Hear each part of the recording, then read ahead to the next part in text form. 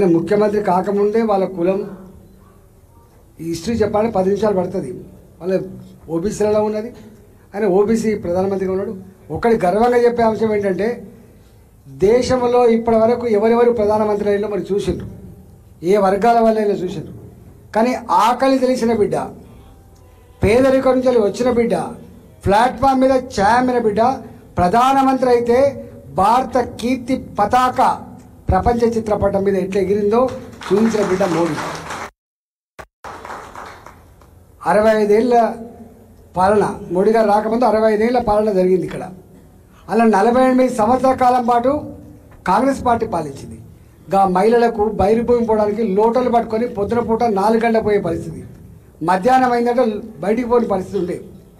గా పేద ఆడబిడ్డల ఆత్మగౌరవానికి 12 కోట్ల మందికి, డబ్బెంతనేది ఇంపార్టెంట్ కాదు, సమస్య ఏంటది ఇంపార్టెంట్.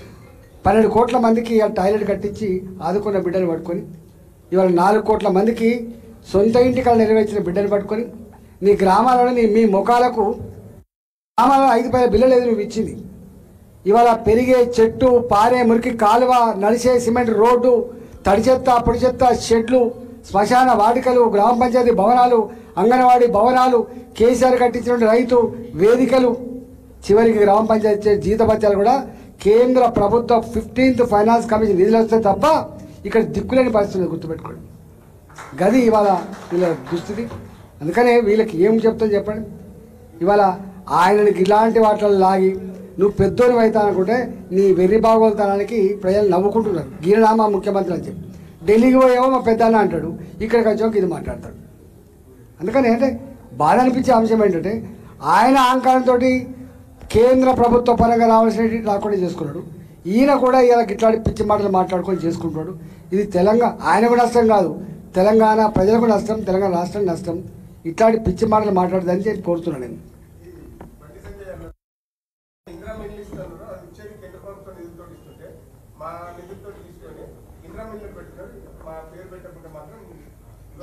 రెండు విషయాలు ఇక్కడ. ఇప్పటిదాకా ఇండ్ల ఇచ్చే విషయంలో కేంద్ర ప్రభుత్వం కొంత అమౌంట్ ఇస్తుంది. ఇక్కడ డబుల్ బెడ్రూమ్ దాకా ఉండే స్కీమ్లో రాష్ట్ర ప్రభుత్వం కొంత కల్పించింది. ఇప్పుడు మళ్ళీ ఇస్తే కూడా ఇక్కడ కేంద్ర ప్రభుత్వం వేయాలి. కేంద్ర ప్రభుత్వం ఇస్తున్నప్పుడు నువ్వు ఎందుకు పెట్టుకుంటావు చెప్పండి. రెండవది, ఇవాళ మా బండి సంజయ్ గారు అన్నారు, కేంద్ర ప్రభుత్వ డబ్బు అయినా రాష్ట్ర ప్రభుత్వ డబ్బు అయినా ప్రజలు కట్టిన పనుల పైసలు తప్ప అది వేరే కాదు. మేము అంటలేము. వీళ్ళు అంటారు, వీళ్ళు మా ఇందిరమ్మ రాజ్యం, మా కాంగ్రెస్ పార్టీ ఇచ్చిన ఇల్లు, మా టీఆర్ఎస్ ఇచ్చిన కళ్యాణ లక్ష్మి చెప్తారని. మోడీ గారు ఎప్పుడు ఇప్పటిదాకా నేనిచ్చిన రైతు బంధు అని చెప్పి అన్నాడు, నేనిచ్చిన ఎన్ఆర్హెచ్ఎం నిధులు అన్నాడు, నేనిచ్చిన నేషనల్ హైవేస్ అన్నాడు, నేను కట్టించిన ఈ రైల్వే స్టేషన్ అని చెప్పి ఎప్పుడు అన్నాడు.